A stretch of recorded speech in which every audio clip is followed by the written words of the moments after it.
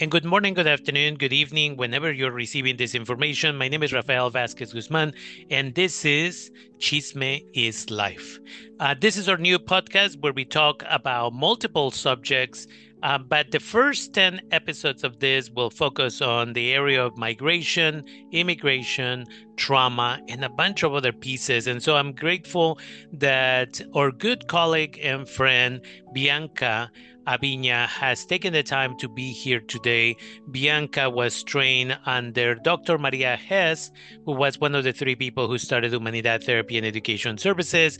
And as a result of that, you bring a lot of additional knowledge that a lot of people who haven't or never got the opportunity to get trained by Dr. Hess fully understand. She was a specialist, I like to believe, on the area of trauma. So thank you, Bianca, for taking the time and being with us today.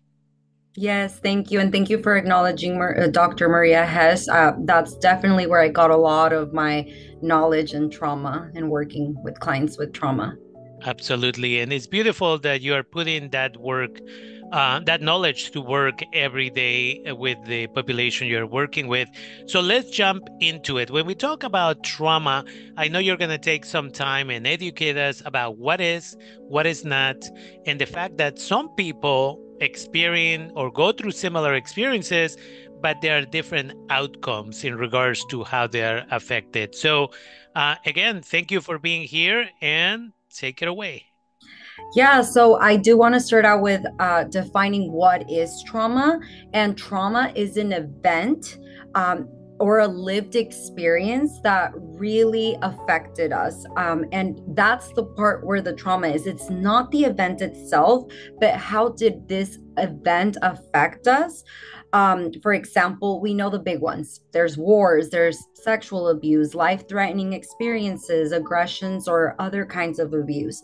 But other events could be traumatic as well, like childhood negligence, infidelity, bullying, growing up in unsafe neighborhoods, moving to a new country. Speaking of immigration, Mhm. that is a big change. So it could be traumatic. The fires or other natural disasters, car accidents, COVID when we were quarantined. And for some, these events were not traumatic. They were able Mhm. to live through it and they're living fine. And some of them were really affected by it, and it continues to feel unsafe and traumatic for them. So how could we tell if an event was traumatic to us? And that's what, and we'll go more in depth a little bit after I define a little bit more about the different types of traumas.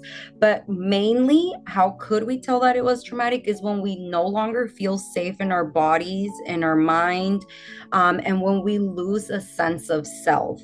And again, I'll go more into it in a little bit. Yeah, I think it's important to, again, really understand there is a difference between what happens to you and the consequences of that which happened to you, right? And a lot of the time, people think that the experience itself is the trauma. But the fact that some people are, again, years later, after being in a car accident or whatever the situation is, they still feel unsafe getting into a car because they, again, that experience, but how it affected them. And with migration, it is super important to recognize how traumatic it is to leave family behind, to leave your culture behind, to leave loved ones behind, friends, teachers, to live cultural events that you used to celebrate, and you suddenly come into a new world, right? And you now are needing to adjust, plus the causation of why you had to migrate. It wasn't of, hey, we're going to go and we're all excited, we have everything set up.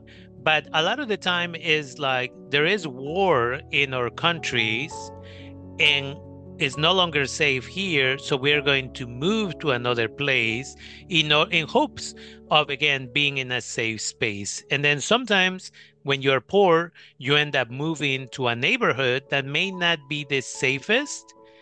And so there could be additional traumatic experiences that develop over time. So, understanding migration, most people who choose to come to this country don't do so because they want to. They love their neighborhoods, their families, and everybody else. There was either an economic there was violence maybe in their lives, and that's why they migrated. And therefore, again, the consequences affect many of us in many different ways. Yeah, imagine that you're living through trauma, trying to escape that trauma, and then you come to live more trauma. Because again, it could be traumatic to come to a new country, not knowing the language, trying to adapt to a lifestyle, not having the protective factors, the resources to help you and have that smooth transition. So it's like trauma on top of trauma. And that actually leads me to the next one, which an explanation of what complex trauma is. Mhm.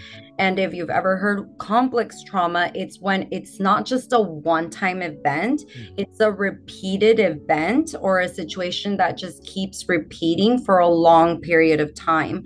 So, for example, right now, the ICE raids, the risk of deportation, that is like an everyday fear that we're having.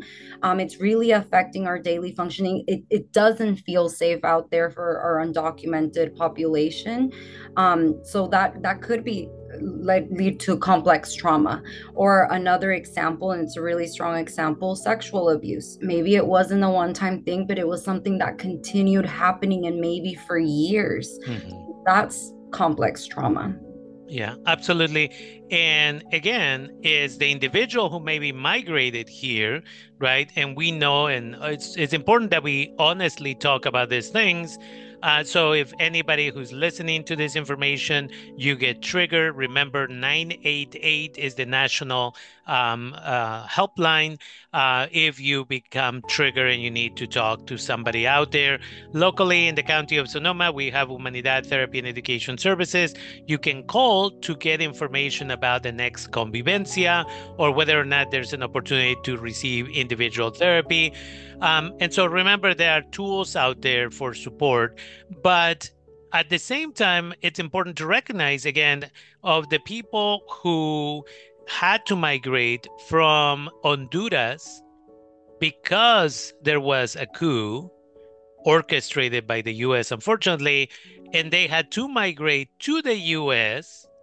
The report says that 8 out of every 10 young females were raped in the process, yeah, when they were migrating, to the point that some of them, because of the religious beliefs, values, and norms, where they don't believe in abortion or they didn't have the tools, they now have children that are a daily reminder of that trauma.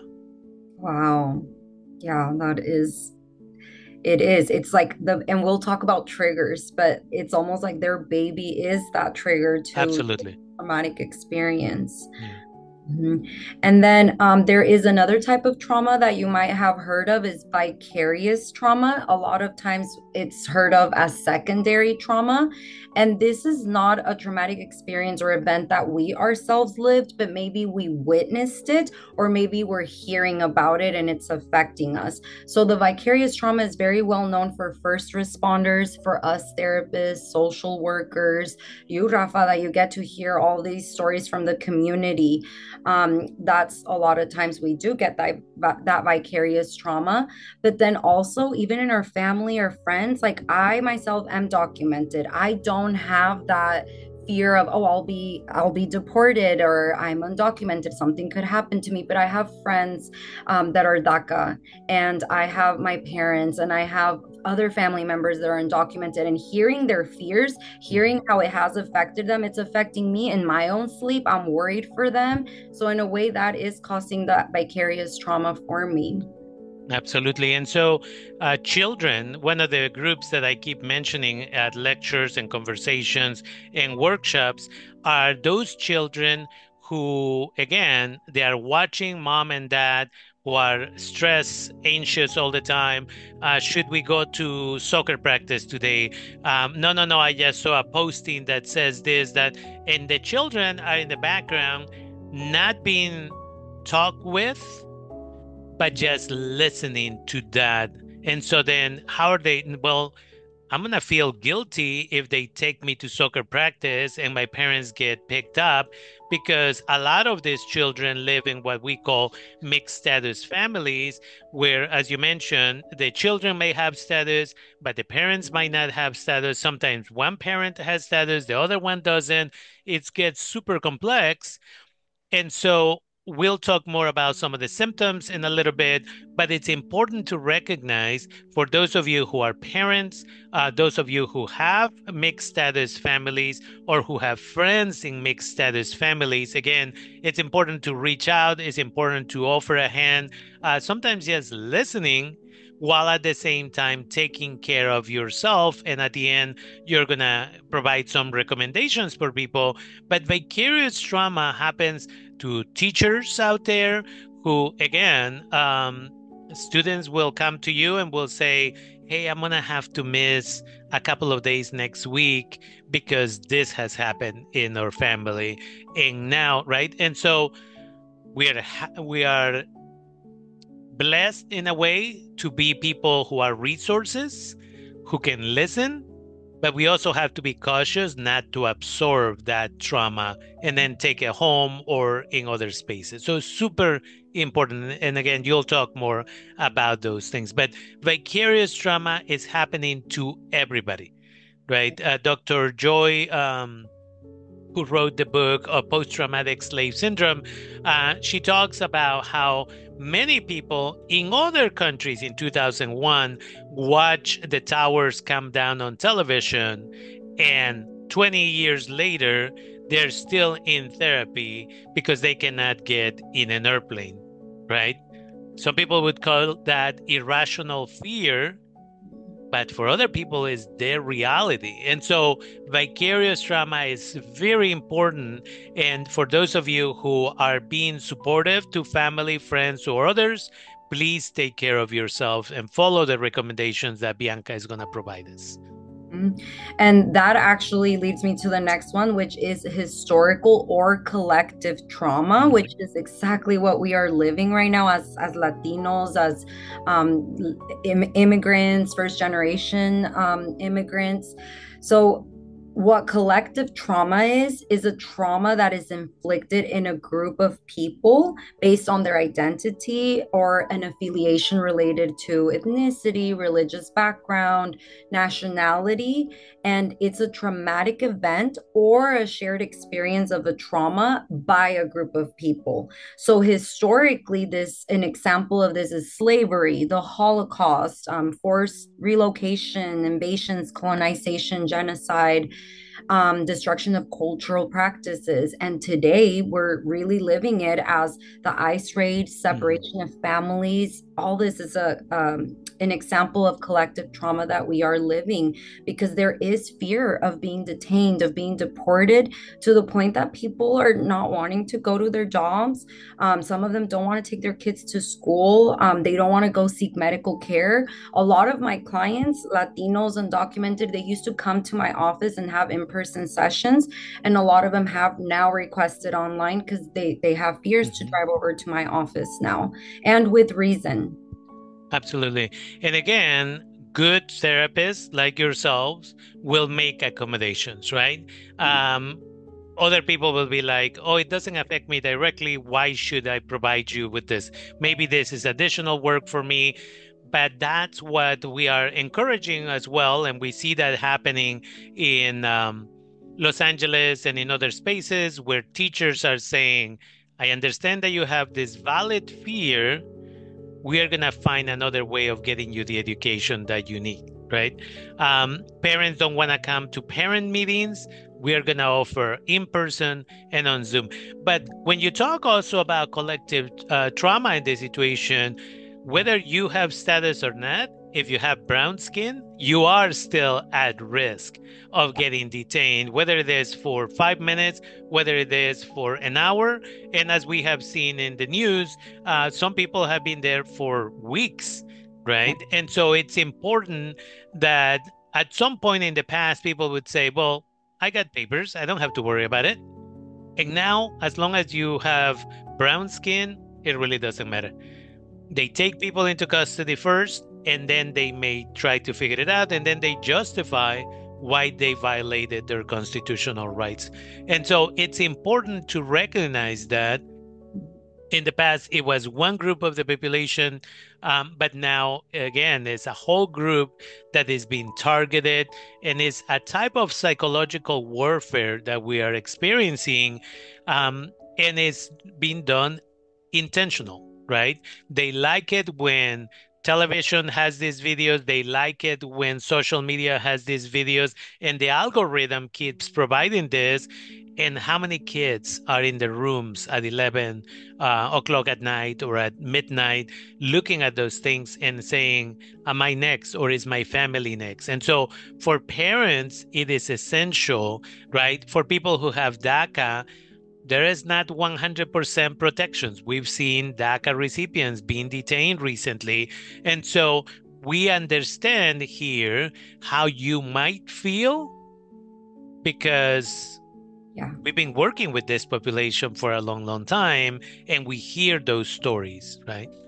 And with collective trauma, as like, as a brown person, even though I'm documented, there's this feeling of rage sometimes. Even if you're documented but you're brown, there's like a feeling of rage. That's why they go out and protest. And it's important to also check if you are a person of color and it's not giving you this feeling of rage because of our collective trauma, then it's important to check that out. Am I just avoiding it? Am I trying Mhm. not to feel it? Is it a privilege that I feel? Is it that I'm not fully connected to my ethnical identity? Like, why is it that you are brown? You are part of this collectivism and ethnic groups, and why am I not feeling it like others probably would? It's important to reflect on that. Absolutely, because part of this goes back to how many people of color, especially brown people, who voted for the current president, who still support the agenda of deporting brown people. And in some cases, this means mom, this means dad, or siblings, maybe, that could be at risk of being deported. But this person still chose and chooses every day to support this agenda, right? So at some point, you have to do that reflection and say, why am I okay with this? And why am I okay with my parents being deported? What is my own trauma, my own issues that I haven't worked on? Mhm. Yeah. And something else I want, the last type of trauma that I want to touch on, because it will be important to look at it too when I talk about the rest, is intergenerational trauma. This is trauma from our past generations that have been passed down to us. And it could be passed down genetically. That's a whole different podcast, how it is passed down genetically, and maybe the way we were conditioned with behaviors, with responses to us from childhood, and we continue on with those patterns from generation to generation. So it's events, traumatic experiences that our parents, our grandparents, our great grandparents, our ancestors, they have lived through, and it's been passed down to us. Maybe they lived domestic violence, poverty, infidelities, alcoholism, family secrets. All that has not been resolved or become aware of will be passed down to us, and we carry that for generations until someone is able to start the work by noticing, becoming aware. And as Dr. Maria Hez would say, it takes up to 5 generations for intergenerational trauma to heal. And she would also say trauma is the gift that keeps on giving, right? As you said, it's just being passed down from generation to generation. If you cannot even recognize it as trauma, right, how can you start working on it? And this is why Chisme is Live was created, because we have our Spanish podcast, Líderes del Futuro, but we wanted to create a space where English speaking Latinx community members, professionals working with Latinx community members could understand about our own experiences, because we've been talking also in other areas about how what they teach people in the master's program for an MFT to be a licensed psychologist is not enough to understand the unique differences of our Latinx community. And so it's super important as you are listening to this information, ask yourself, what traumas am I carrying that are not mine, but that again are from 7, 6, 5 generations ago, right? There's another book that is called "This Pain Is Not Mine," and that is about again understanding this. Why do I feel this way? Why do I do this? Why does this trigger me when I cannot remember an incident that would justify maybe that trigger? And as a result of that, starting to do that research, that investigation, and recognizing what is your own trauma and what is somebody else's stuff that was thrown into your life, right? And so it's essential for us to understand this. And that's why, again, I keep talking and I speak about this in my class on gangs about Dr. Joy Gurui, I believe is the last name, and something she calls post-traumatic slave syndrome, right? It's a real thing. Or native indigenous peoples who suffered genocide in the Americas, right? There were hundreds of millions of them. And look at the numbers today. Look at the fact that many of them are in what we would call concentration camps, right? They gave them a nice title. They call them reservations, but they're concentration camps, right? Isolated from society so that they don't have access to education or anything else. And so, how are they not supposed to be suffering from this stuff? So, for us who migrated, or our parents who migrated out of need, how is all this trauma being passed down to our children? And so, for parents who are listening to this and you're asking, I don't know why Juanito is not doing well in school, or I don't know why Alex is not doing well at the university. Well, have they been working on some of that intergenerational trauma, or are they being affected by it, but we don't even recognize it? Yeah. And speaking of books, I was, as you, once you mentioned a book, it reminded me right now in front of me. I have this book called It Didn't Start With You by Mark Mhm. Wallen. And it also talks about the intergenerational trauma. I haven't finished it, so, but I usually don't recommend until I finish a book, but it so far it's really good. Absolutely. And that one is available in Spanish as well for people who are interested, or maybe you want to start that dialogue with mom or dad. And sometimes, as members of the Latinx community, we know that sometimes when we bring a little bit of knowledge, parents feel challenged because they have that, because of their trauma, they have that need to always be the ones who know everything, to be in control, so on and so forth. So again, cautiously do that. I say this in my classes all the time for 18-year-olds and 19-year-olds. Don't go tell your mom that what she knows about this topic may be wrong, because I don't want you to be homeless. It's a reality. Do your own work, and maybe eventually you can expand into the rest of your family, right? So it's super important that we recognize this. Yeah. So earlier we did mention how some events could be traumatic for some and not for others. And why is it that certain events do traumatize some of us and then not others? And that all depends on your protective factors that you have, your strengths, your upbringing. Let's say that you are, let's say you are a person that your childhood was pleasant and you had caregivers that really provided you with that emotional support and allowed you to cry when you had emotions and feel the emotions and welcome the emotions and allowed you to talk about things that were happening. And yes, this happened. Let's talk about it. There were no family secrets, nothing was hidden. So there was this openness in your childhood. Um, Versus somebody that they would say we don't cry, we don't talk about that stuff, let's not talk about the infidelity that happened with your grandpa. And so it really depends on your upbringing and what your caregivers provided you with, how, and then also your present resources, the support you have in the present. So let's say you are living a traumatic event, and let's say you got into a car accident, you were not able to work anymore. A person that had an upbringing with emotional support, you'll continue to have that as adult. Like, I'm gonna cry about this. I'm feeling with a disability. I feel like I can't do anything, and I want to talk to someone about this. And I'm gonna go and look for help. And I have my supportive friends and my supportive family, the community, the connection. That person is going to be more resilient to that event versus someone that, nope, I can't even complain. I can't talk about this. I'm going to stay quiet. I'm not going to ask for help.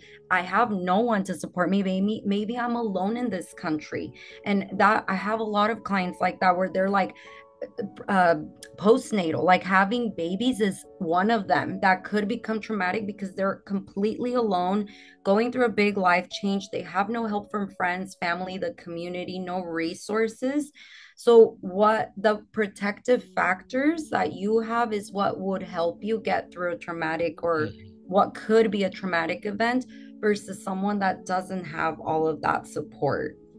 Absolutely. And again, this is where sometimes we see individuals, a lot of men who end up renting a room in somebody else's apartment or somebody else's home, but they might as well be living in their own world because the family they are renting from often doesn't include them in family events, in dinners, any of that stuff. And so during the pandemic, I know that I would invite people on the radio. I would say invite even once a week during the holidays as well. Invite that person to join you for dinner because otherwise the isolation is deadly. And so it's super important to recognize this for those of us who maybe are immigrants or refugees. Check in with your colleagues and confirm, are they, do they have a supportive system? And if not, maybe you are part of that supportive system or need to step up and be that. Because again, nobody makes it on their own. We all need support. hmm And aside from our protective factors, our upbringing, also our coping skills. Like, what do we do when we go through a tough event? Do we just isolate ourselves and do nothing, and we're just feeling victimized, and we're just, or do we? Okay, I need to do something. I'm feeling anxious. What could I do with this anxiety? And what are those coping skills? And how do you overcome events like this? It's also something that helps.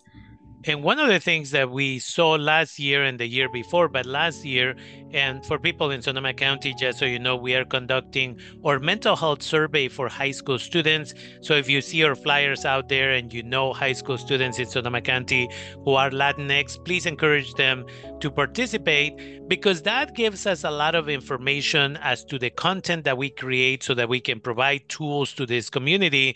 And so last year, one of the things that we noticed is a lot of students in high schools were saying, if I'm having a hard time, 56% of them wouldn't go to their counselor. 50% of them wouldn't trust their high school teacher.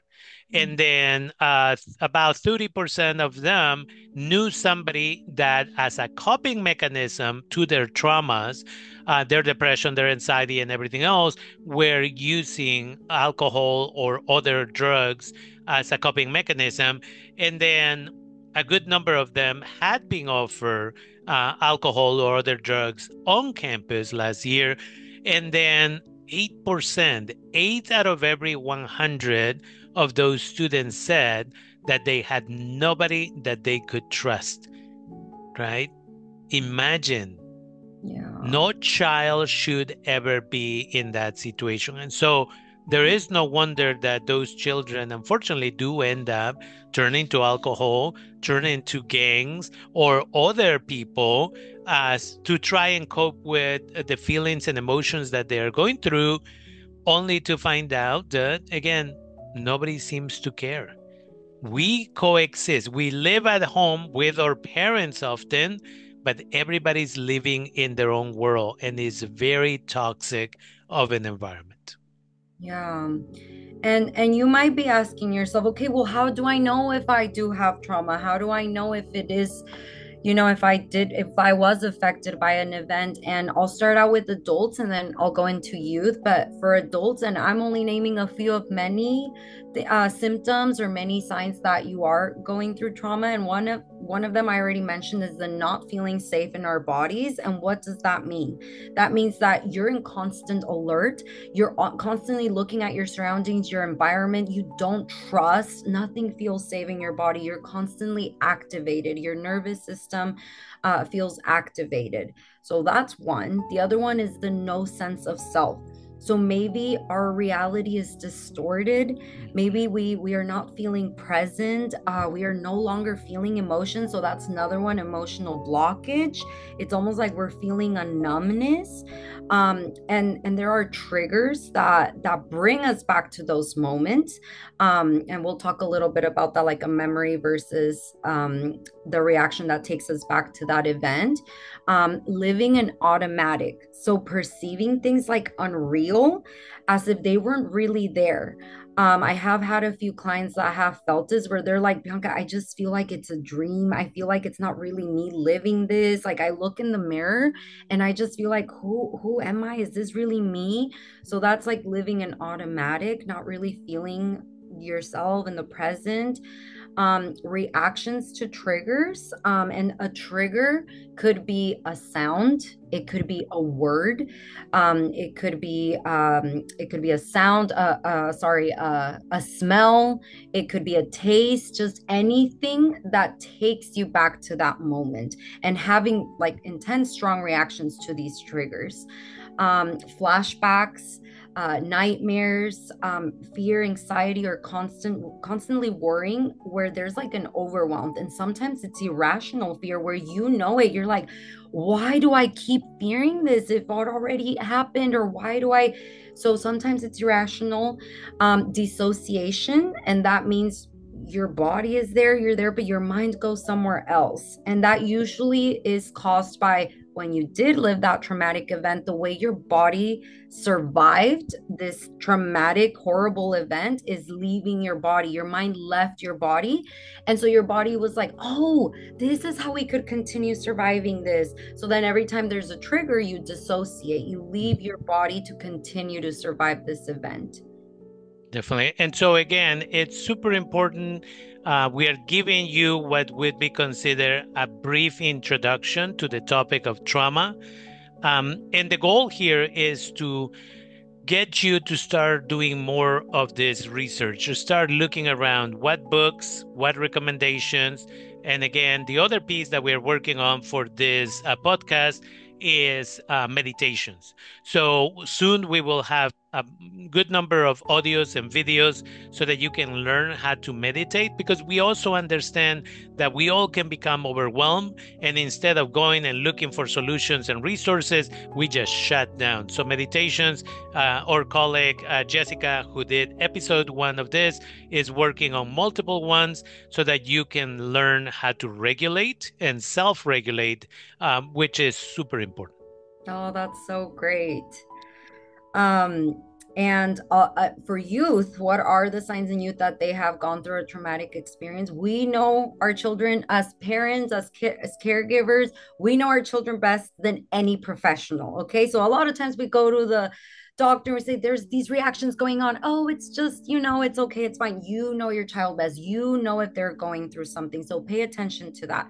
A lot of times some parents are not aware, and maybe the school staff is the one noticing and they let you know. So some of those signs in children are the behaviors that are showing up for them, especially in class. These are the students that are constantly, maybe there's misconduct. Mhm. They're talking back, or they're getting up from their seat. There's a lot of distractions, and a lot of times this is confused with ADHD. So it's important to check with a professional. Is this ADHD, or are they living some kind of traumatic experience?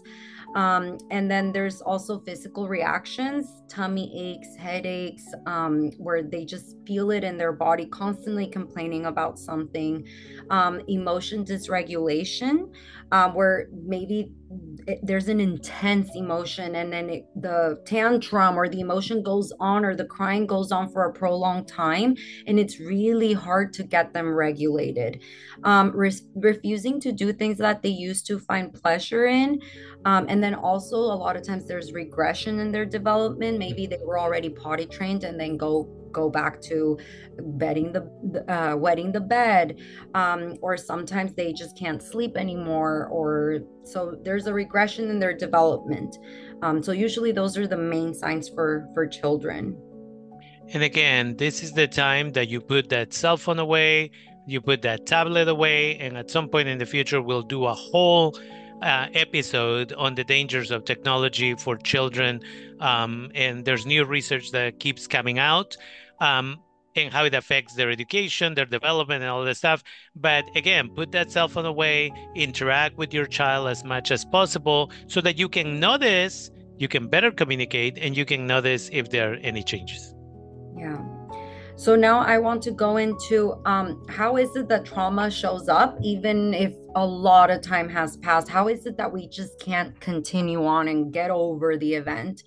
Um, like I mentioned, there's usually a trigger that takes us back to that moment and takes us back to those reactions. So it could be, again, it could be a sound, a word that was said by someone, a certain tone of voice, a smell, a taste, a certain place. Maybe the traumatic event, you go back to it and you are triggered all over again. So anything that takes you back to that place where you have those reactions, intense emotions, reactions in your body, and you feel it all over again. So what happens if we don't process the trauma? Because right now, what's happening, we get triggered, we feel that reaction, we get stuck in those emotions and those reactions, and we are just activated all over again. Our nervous system is saying, do something. We're in that moment again. Okay.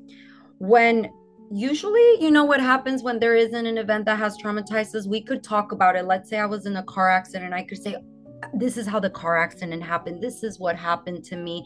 And it's a memory. It's a memory. I'm able to talk about it. I don't feel a reaction. It's like a chat that we're having about this car accident. But if I have had an unprocessed trauma to this a car accident and I'm still being traumatized, what happens is when I'm talking about it, when I'm sharing it, my brain cannot tell the difference between this is just a memory that happened in the past and I'm sharing it. My brain is thinking, oh, we're living that right now again. So our body gets activated. Our body is saying, do something. We're in that car accident again. So that's what happens when we don't process trauma. Our brain cannot tell the difference between this is just a memory and we're talking about it years later. It is actually thinking we're living it right now. So that is why it's so important to process that trauma, to find the help. If you're noticing all these signals that I mentioned, very important to find the professional help. Absolutely. And so if you have young children who are at school, again, schools might have the resources that you need. You may have to go to the doctor and make sure there's some testing done to assess what's going on. Again, as you said, is it ADHD? Is it trauma related? So on and so forth. And then once you know that, again, looking for solutions, looking for the right support. And again, Bianca is a licensed therapist in the state of California, who comes over to provide us with some of this information today so that you can start recognizing certain things and then seeking support if it's needed. Yes. So, what could help us get through this is, again, when it comes to trauma, I would always advise find the professional help, because if you try to do it on your own, if you're, it really does help to read books, hear podcasts, but it could also be re-traumatizing if you're feeling the triggers. So, find the professional help if you can. And the number one step is becoming aware, knowing the information, becoming aware of that event and how it affected us, becoming aware of the senses in our our body. Being in the present moment is the goal, reminding your body we're in the present. This happened a long time ago. We could feel safe now. And also, something I want to mention is I have heard some people say, I don't want to go to therapy and work on my trauma because I don't want to share the details. I don't want to share the story. And I have to say, you don't have to share your story in therapy. I have some clients that I've seen for 5 years, and I know there's been sexual abuse, for example. Until this day, in 5 years, I still don't know the details of that sexual abuse event. So there are ways to work through the trauma without having to share details if you don't feel ready to do that. And that is the goal when you are with a good trauma informed therapist. The goal is to feel safe in your body again, to go back to that safety, to get that back, that sense of self, to be in the present moment and know you're safe, really coming out of the survival mode and being activated to actually living, finding pleasure again, feeling safe. Absolutely. And again, for those individuals who are brown individuals during these challenging times, whether you have status, whether your parents don't have status, whatever the situation may be, again, this is going to continue to be a trigger for months, if not longer. So the sooner you reach out to people, the sooner you seek some support. Again, for people in Sonoma County, we do cafecito twice a month where there are resources provided, and then you can get more information calling 707 525 1515, 707 525 1515, and then just asking when is the next convivencia, which is a group therapy approach. When is the next cafecito? How do I get myself on the list if I am ready? What type of insurance do you take? Whatever the situation is, if you have other medical insurance, check in with them and see if that person is a good match for you. But the worst possible thing that you can do is isolating. Because again, isolation eventually may lead to anxiety, depression, and then you may start self-medicating, or you may end up passing trauma to other people. Yes, and it's a human need to feel connected, to be in collectivism. So that is a big protective factor with trauma.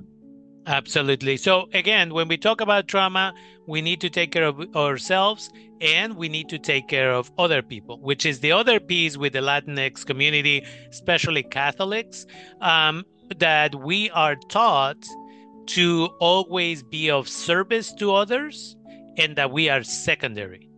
And that it can be difficult and problematic here because if you're not taking care of yourself and you're absorbing everybody's trauma, now you're suffering from vicarious trauma. And if you don't have coping mechanism, exercise, walking, spending time with other people, talking about your problems, and then seeking professional support, eventually it doesn't matter how much you want to support other people, you're just overwhelmed, right? And so if you don't take care of yourself, eventually you will not be able to take care of other individuals. So please pay attention, take care of yourselves, and again, listen to professionals like Bianca who are here to support by providing this information.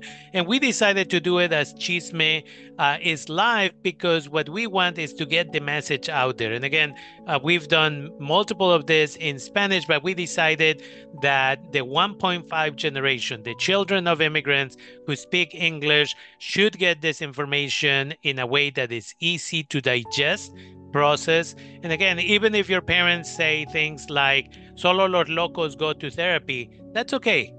They are dealing with their own situation. But that shouldn't prevent you from seeking the support that is available out there. Anything else you would like to share before we finish up? That is it. I think the first steps is really again becoming aware. So read books, hear podcasts, attend these kind of resources, events. That's a good first step. Definitely. And so with that, we're trying to keep this to less than an hour so that you can get back. And again, in the future, listen to this. You don't have to to it once. Listen to it multiple times. Take some notes while you're out there. Go for a walk, sit at the park, and listen to this podcast while you're out there in a safe space. And so thank you, Bianca, for taking the time and being with us here at Chisme is Live. And I look forward to our next conversation. Thank you.